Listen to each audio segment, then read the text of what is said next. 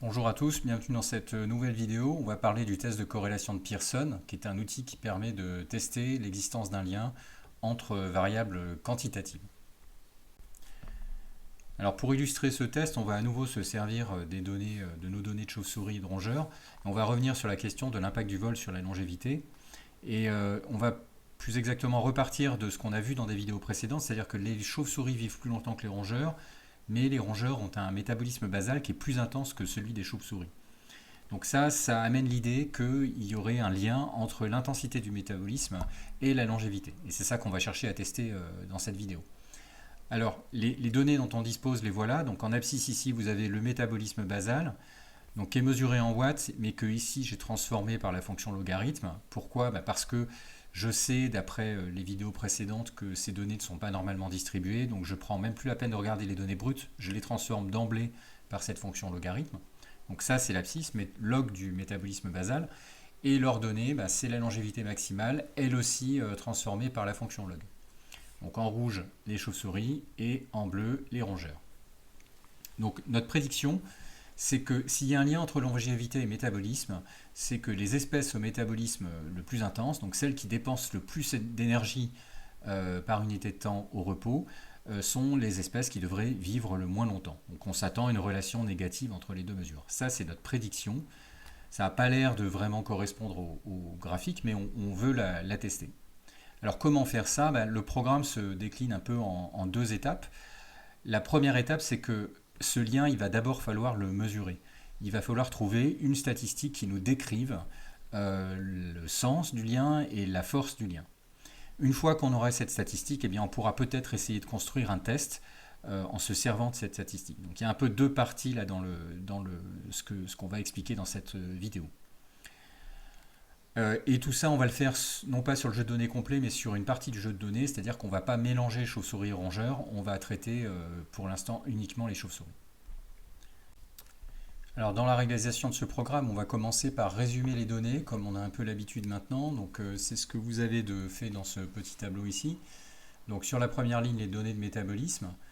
On a 32 mesures au total pour les chauves-souris. La somme des mesures, c'est moins 41. Donc le moins ici vient de la transformation log. On a des mesures qui sont inférieures à 1, c'est pour ça que les valeurs de log des mesures sont négatives.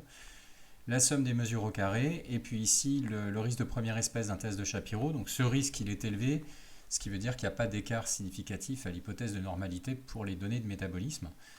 Sur la seconde ligne, vous avez les données de longévité, elles aussi transformées par la fonction log. Alors, le n est le même, c'est 32. Pourquoi? Parce que chaque observation qu'on a faite, finalement, c'est un couple d'observations. Pour chaque espèce de chauve-souris, on a en même temps une donnée de métabolisme, une mesure de métabolisme et une mesure de longévité. Donc on a forcément 32 mesures pour chacune des deux variables. Donc voilà, là aussi on a la somme des mesures au carré, et à nouveau le risque de première espèce d'un test de Shapiro qui à nouveau nous dit qu'il n'y a pas d'écart significatif à la normalité. Donc à partir de ces données résumées, on va estimer les quantités habituelles, donc calculer des statistiques descriptives, c'est-à-dire les moyennes que vous avez ici pour le métabolisme et pour la longévité, et puis les variances, donc estimateur sans biais de la variance pour le métabolisme et pour la longévité. Alors ces statistiques, elles décrivent bien le nuage de points de nos données. Elles décrivent où se trouve le centre du nuage de points, ça c'est les moyennes qui me disent ça. Où elles décrivent l'étalement du nuage de points, ça c'est les variances qui me disent ça. Mais par contre, elles ne me décrivent pas le lien entre les deux variables qui m'intéressent ici, c'est-à-dire entre le métabolisme et la longévité. Pour décrire ce lien, il nous faut une nouvelle statistique, il nous faut autre chose. Alors, on va raisonner de la façon suivante. On va supposer, donc dans un cas fictif, qu'on a deux variables x et y, dont l'estimation de moyenne est mu chapeau x, mu chapeau y, c'est le centre de mon repère ici. Et puis je vais supposer qu'il y a un lien positif entre ce x et ce y. Ça veut dire quoi? Ça veut dire que quand j'augmente x, je m'attends en moyenne à observer une augmentation de y. Donc les observations avec les x les plus élevés sont aussi celles qui auront les y les plus élevés. Donc je m'attends à ce qu'à un point qui est au-dessus de la moyenne des x, un point donc qui s'écarte à droite par rapport à la moyenne des x, soit aussi au-dessus de la moyenne des y, c'est-à-dire qui s'écarte au-dessus de la moyenne mu chapeau y. Si jamais j'observe à l'inverse un point qui est à gauche de la moyenne des x, et ben dans ce cas-là, puisqu'il est plus petit pour la valeur de x, il doit être aussi plus petit pour la valeur de y. Donc voilà ce que je m'attends à observer si jamais j'ai un lien positif entre les deux variables. Donc les variables qui ont les plus petites valeurs de x sont aussi celles qui ont les plus petites valeurs de y. Celles qui ont les plus grandes valeurs de x sont aussi celles qui ont les plus grandes valeurs de y. Autrement dit, mon nuage de points va monter comme ça dans mon repère orthonormé. Alors ce que ce schéma permet de voir aussi, c'est que quand le lien est positif, donc un écart positif sur x est associé à un écart positif sur y, un écart négatif sur x est associé à un écart négatif sur y. Donc si je prends le produit de ces écarts, ici plus par plus ça va faire plus, et moins par moins ça va faire plus aussi. Donc en cas de lien positif, le produit des écarts est positif. Alors je vais contraster cette situation à ce qui se passerait si jamais le lien était maintenant négatif. Si le lien est négatif, ça veut dire que les plus petites valeurs de x sont associées aux plus grandes valeurs de y, et inversement, les plus grandes valeurs de x sont associées aux plus petites valeurs de y. Donc cette fois-ci, quand l'écart est positif pour x, j'ai un écart négatif pour y. Quand l'écart est négatif pour x, j'ai un écart positif pour y. Donc, le produit des écarts est négatif. Alors voilà l'idée qu'on va suivre pour calculer notre nouvelle statistique, qu'on va appeler la covariance, donc qui va nous dire comment deux variables quantitatives covarient entre elles. L'idée, c'est de prendre le produit des écarts aux moyennes. Donc on va prendre les valeurs de x, mesurer leur écart à la moyenne, donc x moins mu chapeau xi moins mu chapeau x, et on va multiplier cet écart à la moyenne des x par un écart à la moyenne des y, donc yi moins mu chapeau y. Alors plus précisément, voilà l'équation de l'estimation de la covariance. Donc vous voyez à nouveau le produit des écarts, ça c'est exactement ce dont je parlais précédemment. Je le fais pour chaque point i, pour chaque couple xy, donc pour chaque individu i caractérisé par un couple xy, et donc bien sûr je vais additionner sur tous les individus, donc somme sur i des produits des écarts aux moyennes, et puis je divise par la taille d'échantillon, moins 1, alors ça évidemment ça rappelle le calcul de la variance. Et on va voir tout à l'heure que ce n'est pas un hasard, il y a un lien entre covariance et variance. Alors pour ce qui est de la notation, on va à nouveau utiliser la lettre grecque sigma, comme pour la variance, le chapeau pour dire qu'on a affaire à un estimateur sans biais, et puis on indique ici en indice les deux variables dont on cherche à étudier le lien, donc covariance xy. Alors cette équation peut se reformuler en faisant un petit peu de calcul, c'est-à-dire en développant et en simplifiant l'expression, la première équation. Et voilà ce que ça donne. Donc 1 sur n1, la somme des produits des variables, moins n sur n-1, le produit des moyennes. Alors ça aussi, cette idée d'avoir deux formulations de la même équation, on l'a déjà vu pour la variance. C'est exactement la même logique. La deuxième forme est le plus souvent la plus simple à calculer, surtout avec les données résumées qu'on vous fournira le plus souvent. Ces deux équations, vous les trouvez dans le formulaire à la page 9. Ce sont les équations 2,6 et 2,7. Alors, quelques propriétés importantes sur cette covariance, donc cette nouvelle statistique. Alors, la première chose, c'est qu'on peut vérifier que covariance XY et covariance YX, c'est la même chose. Alors ça, c'est très très simple. Il suffit de prendre l'équation de la covariance, qui est ici, et de s'amuser à permuter X et Y dans le calcul. Qu'est-ce qui va se passer? Si je permute X et Y dans le calcul, ces deux parenthèses vont être permutées. Mais A fois B et B fois A, c'est la même chose, donc permuter le produit, ça ne change rien.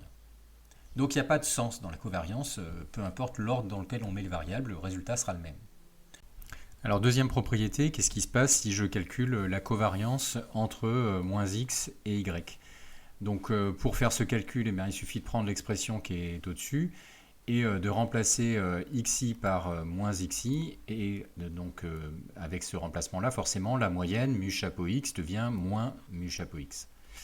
Voilà, donc si je fais cette substitution-là, le moins peut être mis en facteur et je vais obtenir comme résultat moins sigma chapeau xy. Donc covariance entre moins x et y, c'est moins la covariance entre x et y. Donc on voit encore une fois cette idée ici que la covariance peut être négative. Point suivant, qu'est-ce qui se passe si je calcule la covariance entre x et lui-même? Alors la covariance entre x et lui-même, c'est intéressant parce que évidemment le lien ne peut pas être plus fort qu'entre une variable et elle-même. Alors si on fait ce calcul-là, ça veut dire qu'on va remplacer les y qui sont dans le calcul par des x. Et on voit qu'au lieu d'avoir le produit des écarts aux moyennes, on va avoir un carré d'écart à la moyenne. Autrement dit, ce qu'on obtient, c'est la variance de x. Donc finalement, le lien le plus fort qu'on puisse faire, c'est la variance de la variable qu'on étudie. Alors on verra plus loin que cette propriété est intéressante mais en même temps un peu embêtante. Ça veut dire que finalement, il n'y a pas de valeur maximale de la covariance. Tout va dépendre des variances des variables x et y.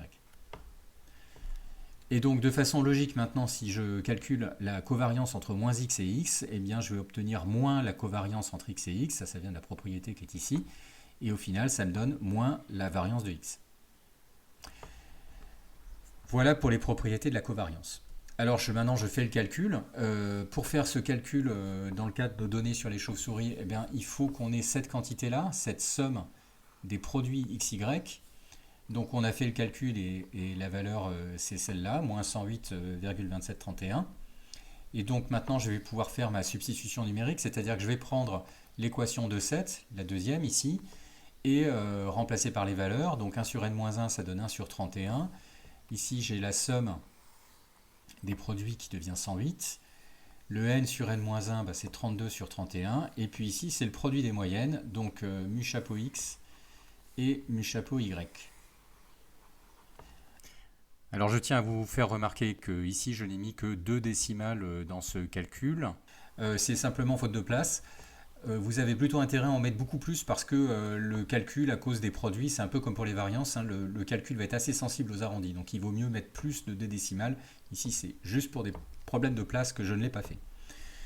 Bien, je fais mon calcul et j'obtiens 0,0278. Alors qu'est-ce qu'on peut dire de ce résultat numérique? D'abord on peut dire qu'il est positif. Donc ça veut dire que s'il y a un lien, il est plutôt positif que négatif. Ça, c'est la première chose. Deuxième chose, 0,0278, ça n'a pas l'air d'être très grand.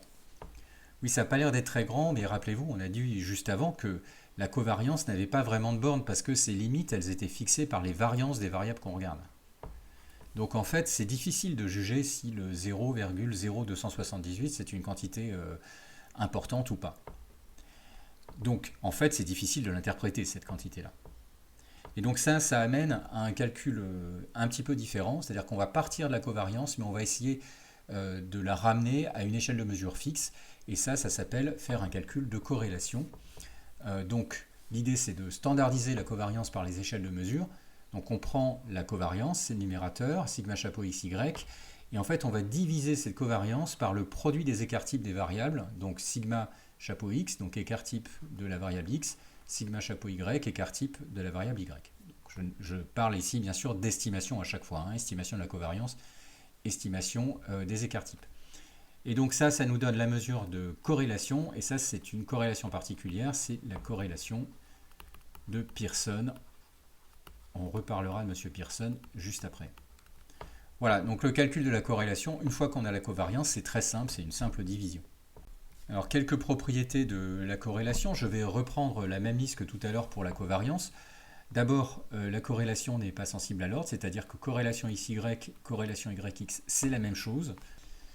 Deuxième chose, corrélation entre moins X et Y, eh bien, les écarts types sont forcément positifs. Par contre, on a vu tout à l'heure que la covariance entre moins X et Y, eh bien, c'est moins la covariance entre X et Y. Donc ici, je vais avoir la même propriété, c'est-à-dire que la corrélation entre moins x et y, c'est moins la corrélation entre x et y. Alors, propriété suivante qui est importante, tout à l'heure, j'avais essayé de calculer la covariance la plus forte possible, c'est-à-dire la covariance entre une variable et elle-même. Et j'étais tombé sur la variance de la variable. Alors, faisons pareil avec la corrélation. Qu'est-ce qui se passe si je calcule la corrélation entre x et lui-même? Eh bien, je vais obtenir sigma chapeau xx au numérateur divisé par sigma chapeau x, sigma chapeau x. Or, la covariance entre x et lui-même, on a vu tout à l'heure que c'était la variance de x. Et donc, voilà ce que j'obtiens. Et donc, au final, ça fait 1. Donc, la corrélation la plus forte qu'on puisse avoir, c'est plus 1. Et là, vous voyez l'intérêt, c'est que cette fois-ci, on a une valeur qui est fixe. Et non plus quelque chose qui va dépendre des variances des variables qui nous intéressent. Alors maintenant, si je calcule la corrélation entre moins x et plus x, j'obtiens le symétrique, c'est-à-dire j'obtiens moins 1. Donc ça veut dire que ma corrélation de Pearson va varier dans un intervalle qui va de moins 1 plus 1, un intervalle qui est donc fixe. Et de ce fait-là, ça va être beaucoup plus simple d'interpréter les valeurs de corrélation que d'interpréter les valeurs de covariance. Alors cette idée de corrélation, on la doit à M. Karl Pearson, donc encore un statisticien anglais qui est né à la fin du 19e siècle, un peu plus vieux que les gens de la génération de Student et de Fisher. Pearson, c'est un nom important en statistique. Il a inventé la corrélation qui porte son nom, mais il a aussi inventé le test du Qui2, dont on en a parlé dans une vidéo précédente. Et puis c'est aussi le fondateur d'un des grands journaux de statistique qui s'appelle Biometrica. Donc c'est un nom important en statistique, alors d'autant plus important qu'il avait un neveu qui était lui aussi statisticien et qui a perpétré la tradition familiale. Donc il y a beaucoup de Pearson en statistique. Alors je fais maintenant mon calcul de corrélation de Pearson dans le cas de nos données de métabolisme et de longévité pour les chauves-souris.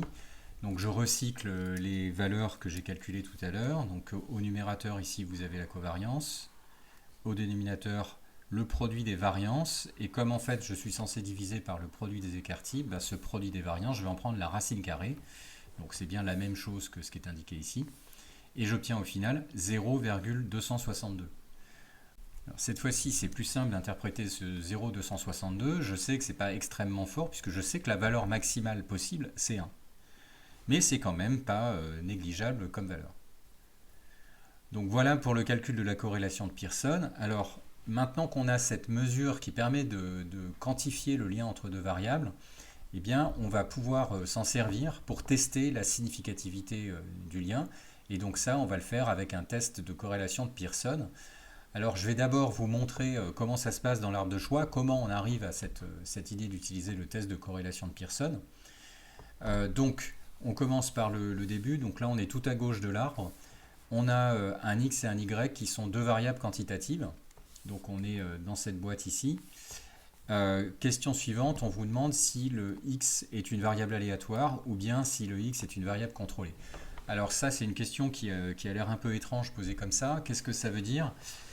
X variable aléatoire, ça veut dire que vous avez échantillonné des individus et ces individus, vous ne les avez pas choisis sur la base de leur valeur de x. Ce n'est pas vous qui avez décidé de la valeur de x, vous mesurez x tel qu'il se produit, mais sans l'avoir décidé à l'avance.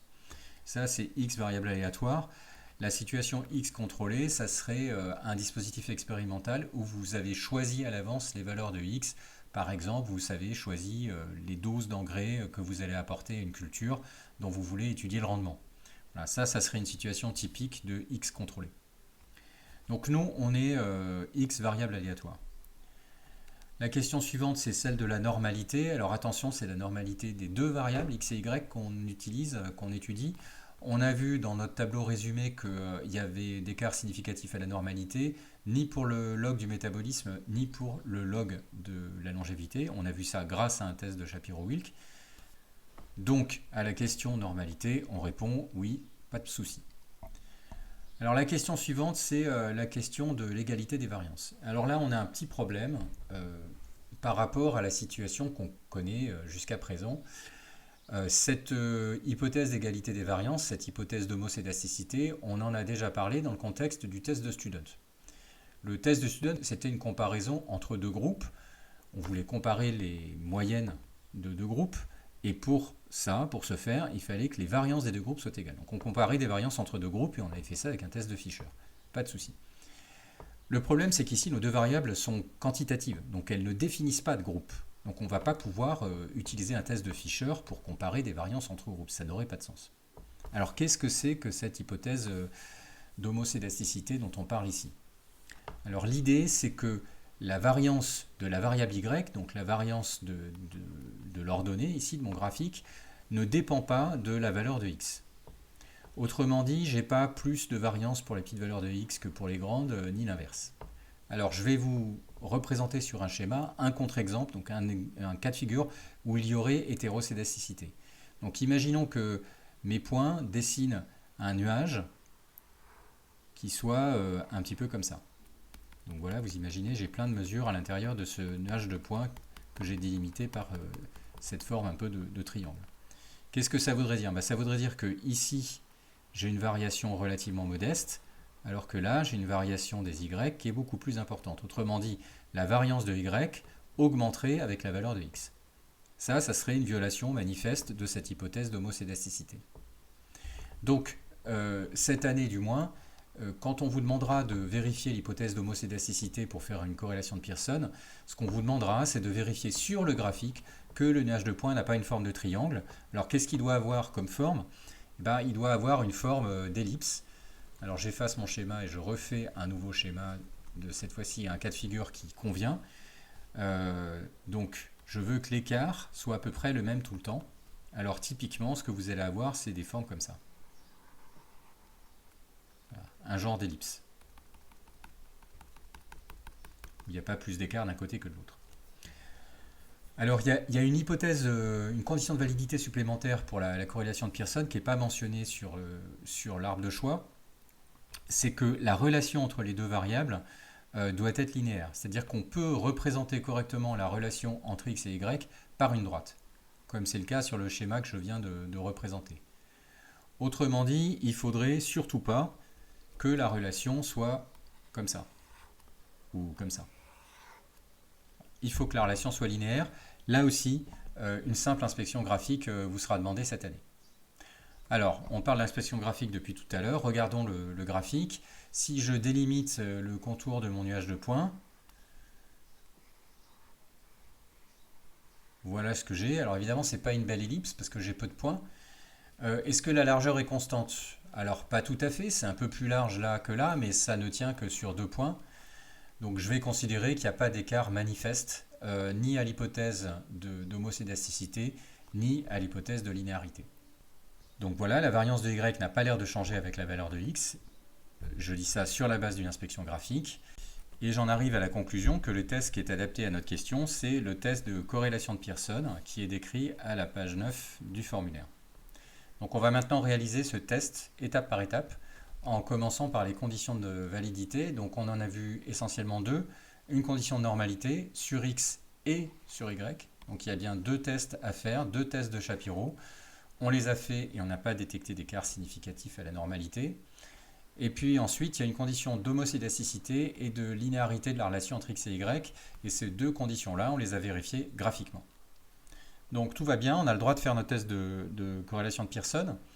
On va maintenant fixer son hypothèse nulle. Alors c'est comme d'habitude, on veut savoir s'il y a un lien entre 2 variables. On va poser pour hypothèse nulle qu'il n'y a pas de lien. Et pas de lien, ça va se traduire par la corrélation entre x et y, la vraie corrélation et non pas son estimation, est égale à 0. On en vient à l'hypothèse alternative. Alors là, il y a comme d'habitude aussi 3 choix possibles. On peut faire un test bilatéral. Un test bilatéral, ça reviendrait à dire il existe un lien. Et s'il existe un lien, la corrélation devrait être différente de 0. Ça serait le test bilatéral. Et on peut aussi faire un test unilatéral. Et dans l'introduction de cette vidéo, j'avais échafaudé une espèce de théorie qui voulait que les animaux dont le métabolisme est le plus intense sont aussi les animaux qui vivent le moins longtemps. Donc si cette théorie est vraie, et c'est bien ça que je veux tester, dans ce cas-là, je m'attends à un lien entre les 2 variables qui est négatif. Et donc je vais poser pour hypothèse alternative, la corrélation est négative. Alors voilà pour les 2 hypothèses, j'en viens maintenant au calcul de la statistique. Alors tout à l'heure, on a calculé notre corrélation qui était d'à peu près 25%, et on peut prendre cette corrélation de Pearson comme statistique de notre test.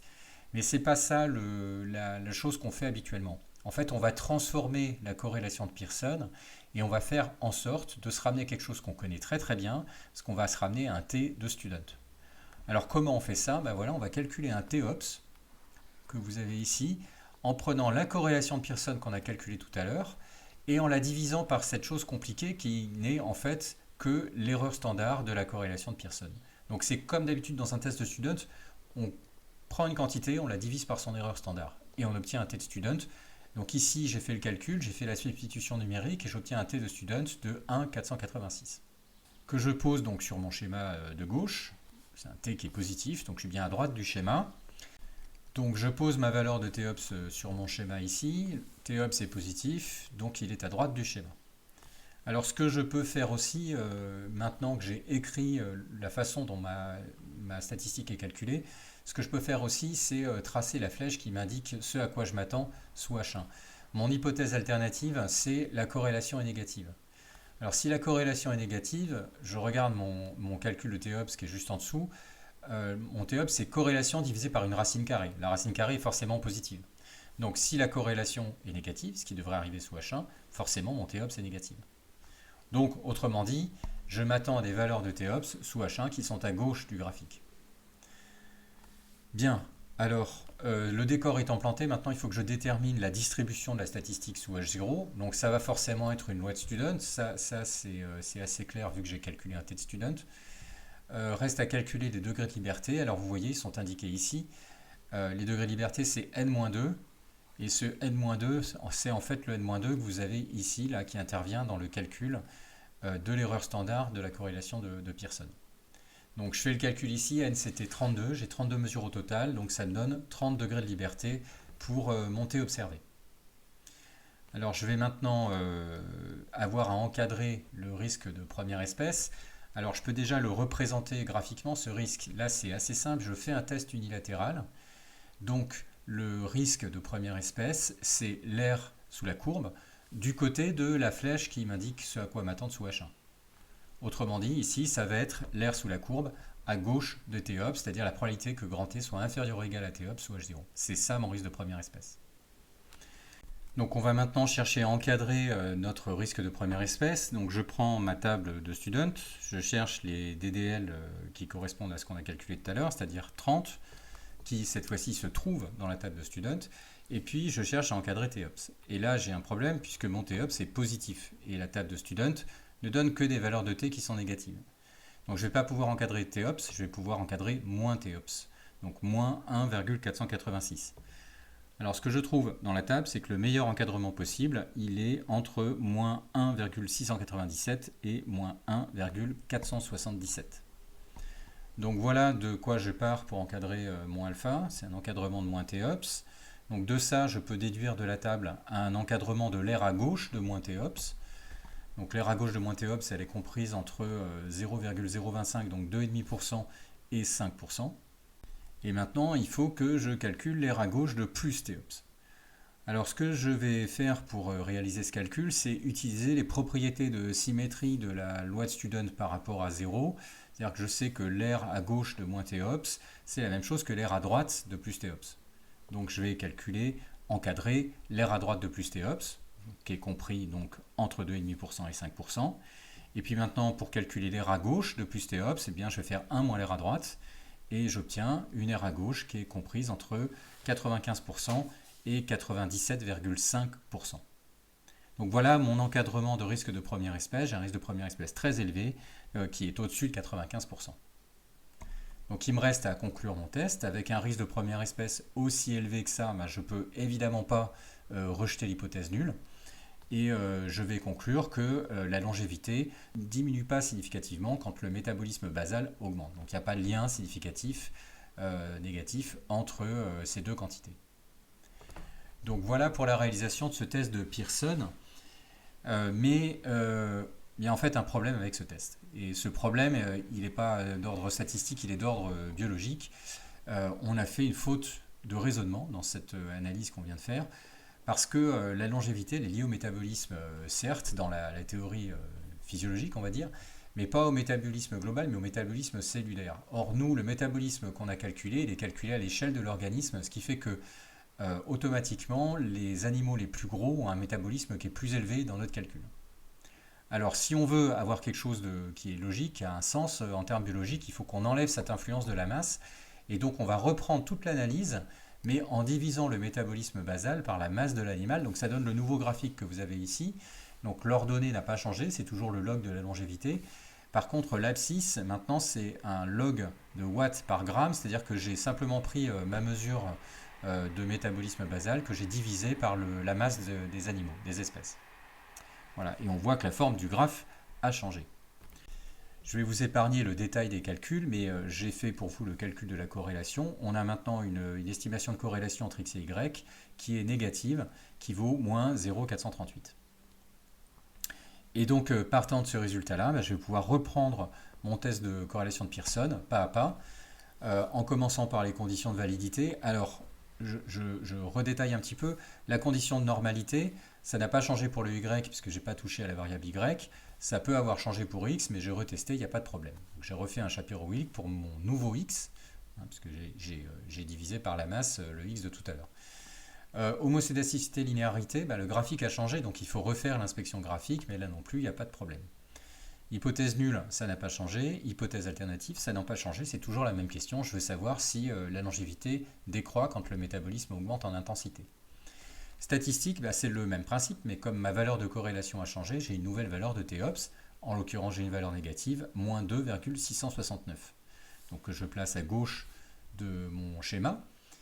Je peux maintenant placer la flèche de mes hypothèses H1. Donc mon hypothèse alternative n'ayant pas changé, ma flèche elle est toujours à gauche. Et j'en viens à la distribution de la statistique sous H0. Donc c'est toujours une loi de Student à 30 ddl. Ça non plus, ça n'a pas changé. Et donc mon risque de première espèce, c'est l'aire à gauche de Théops. Voilà, donc je vais maintenant encadrer mon nouveau risque de première espèce. Donc je rappelle ici l'hypothèse alternative, le calcul de Théops. Je le fais à chaque fois parce que, encore une fois, la façon dont le alpha se calcule dépend de ces deux choses-là. Donc c'est pour ça que je fais ce rappel systématiquement. Donc mon alpha c'est ça, c'est l'aire à gauche de Théops. Donc je prends ma table de student à 30 ddl et je cherche le meilleur encadrement possible de Théops, donc de moins 2,669. J'obtiens que Théops est encadré au plus près par moins 3,385 et moins 2,457, de quoi je peux déduire que alpha est encadré par 0,001, donc 1 pour 1000, et 1%. Alors maintenant que j'ai encadré mon risque de première espèce, je peux donc conclure, puisqu'il est faible, que je rejette H0, et donc j'accepte H1, c'est-à-dire que la longévité diminue significativement quand le métabolisme basal, mais métabolisme basal corrigé par la masse, augmente. Donc les animaux qui ont un métabolisme basal le plus intense vivent bien significativement moins longtemps que les autres, du moins chez les chauves-souris. Voilà, merci d'avoir visionné cette vidéo et à très bientôt.